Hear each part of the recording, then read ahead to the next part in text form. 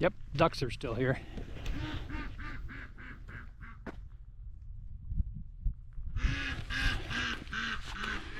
God bless our troops. God bless America. So, on my last video, I was talking to you guys about the cows and how pregnant and calving and all that kind of stuff. Today, I'm going to explain, here they come by the way, I'm going to explain it in a little better detail. So, before I start with that, we need to get the blade off the tractor and get the forks back on it so we can feed. But first and foremost, I want to give a shout out to a good friend of the channel, Eric. He was nice enough to send Teresa and I some drink holders that were made out of slate rock that were laser engraved. They're spectacular. When I get back into the house, I'll try to remember. Now, remember, my memory isn't all there. I'll try to remember. See, I'm even forgetting now. I'll try to remember to get them things on video so you guys can see them. It's absolutely beautiful. So, let's get the fire tractor up. The tractor fired up. Good Lord.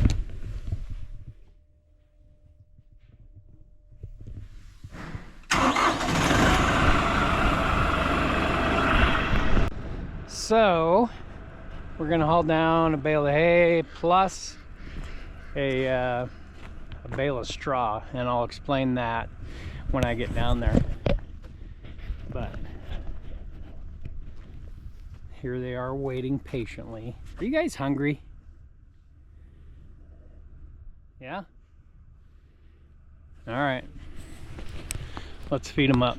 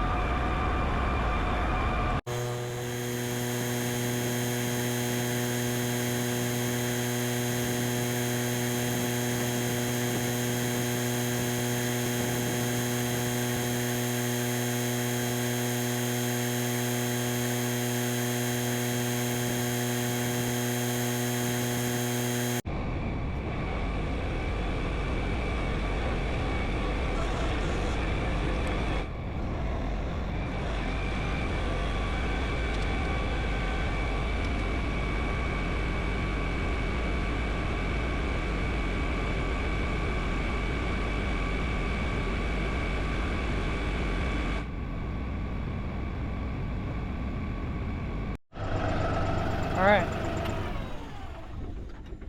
We've fed. So this is going to be a real short video, sorry, or you're welcome. So the other video, the last video we posted, we have 3 that are pregnant. This one, and Emmy back here. So Emmy and Loretta, this is Loretta, will be due, I'm thinking, within the next month. IDC will be later, and I'll explain that too. So the reason why we calve this time of year, multiple reasons. Normally what people will do, farmers, ranchers will do, well, they'll calve in the spring. Montana has 5 seasons. People know them as 4 seasons, but we here in Montana call it the 5th season, which is mud season. That generally happens in the springtime when everything is complete mud. So with that being said, there's more chances of calves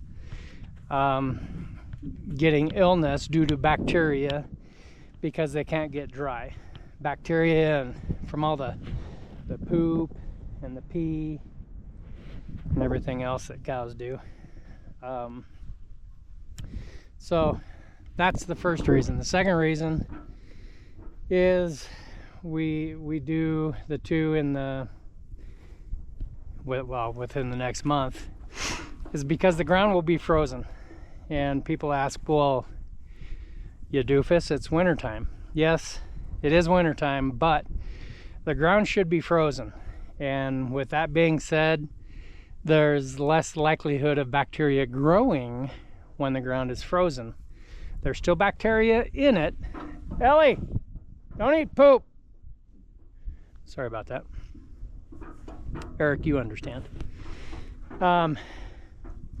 So when they're born on frozen ground, there's less chance of any bacteria affecting them. We did lose 1 steer last year in the springtime with a combination of reasons. One, it was a hard birth for the mom. That's the one I had to help pull. Secondly, he didn't get enough colostrum. And third, he had bacteria and infections and all that kind of stuff. So nothing that we could have done help the poor little dude out, but you know what? That's farming. It's the way it goes. So in the wintertime, yes, it is cold. The ground is frozen, but the mama will lick it dry. You know, and it eats its afterbirth and all that kind of stuff, which is super gross. But you know, she'll lick it dry, and if not, you know what? That's why we're here. When they calve, I'll be out here probably every hour, at the latest every 2 hours, checking on them, making sure they feed, making sure they are dry, and of course, this is, you see me doing this, this is hay. This is called a loafing shed, 3-sided. So the wind normally comes from the west. So as you can see, it's facing kind of southeast-ish. So normally the wind will not go inside there. They love that space. It's nice and dry for them. I'll bring out a pitchfork and fork out all the poops and all that kind of stuff, and add just more straw to it. That way the babies have, you know, a good place to lay and stay warm, and they're very protected. So thirdly, hold on, I gotta yell at Ellie again. That dog will just constantly eat poop. It's disgusting. Anyway, the third reason is weight. When we have calves that are born you know, December, January, I can get more weight on them in a shorter amount of time. And that is just for processing purposes. So if I were to calve in the springtime, which remember, I have one that will, I have to carry that calf over an additional winter, which means more time and costs for us. Which, you know what, it's more of a hobby than anything. I don't make any money doing this, nor do I expect to. No. Good Lord. So yeah, it just puts more weight on them. We have Daisy here.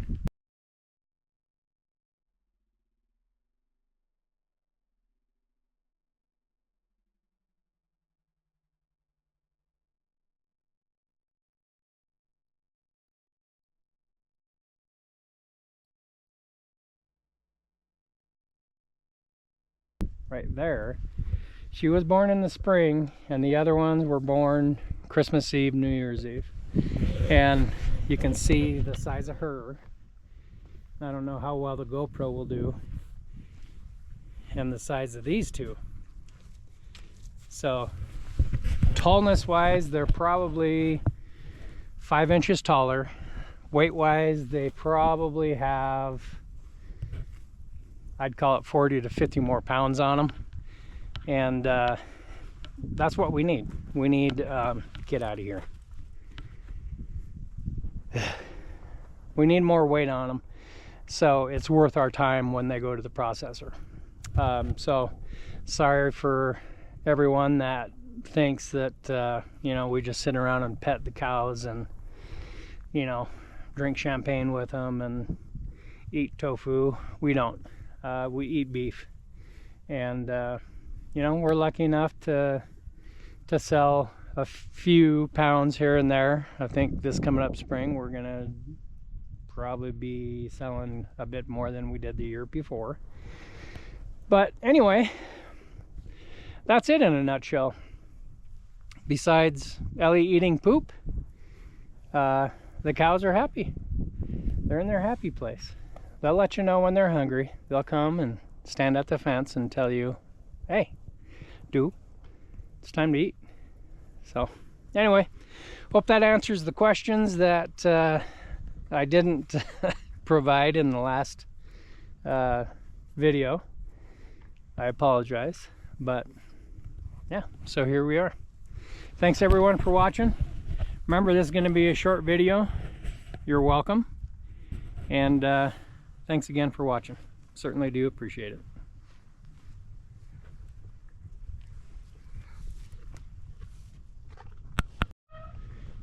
One other thing. Gotta check on Buster Boy, right? Howdy, Buster. What's going on? Huh? You want some hay or grain? Duh. He already has hay. He's been a pretty good boy the last couple days. Is it where you want it? Huh? There you go, buddy. Yeah. All right. That's all I got. Oh, remind me to turn the electric fence on and show you those drink holders that Eric got for us. So yeah, stay tuned for that. I remembered. Look at that.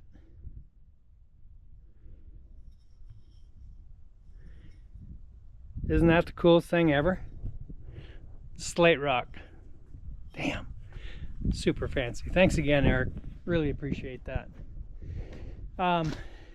Another thing that I gotta mention, I'm starting a partnership with Montana Knife Company. I'll put their, what do you call it, QR code right up here. If you guys have never heard of Montana Knife Company, you got to check them out. MontanaKnifeCompany.com. Awesome, awesome, awesome knives. So we're still in the beginning process there, but I hope it's going to be a long endeavor with them. So anyway, thanks again for watching. Sorry for all the commercial type stuff in there, but yeah, gotta do what you gotta do, right? Take care. We'll see you on the next video.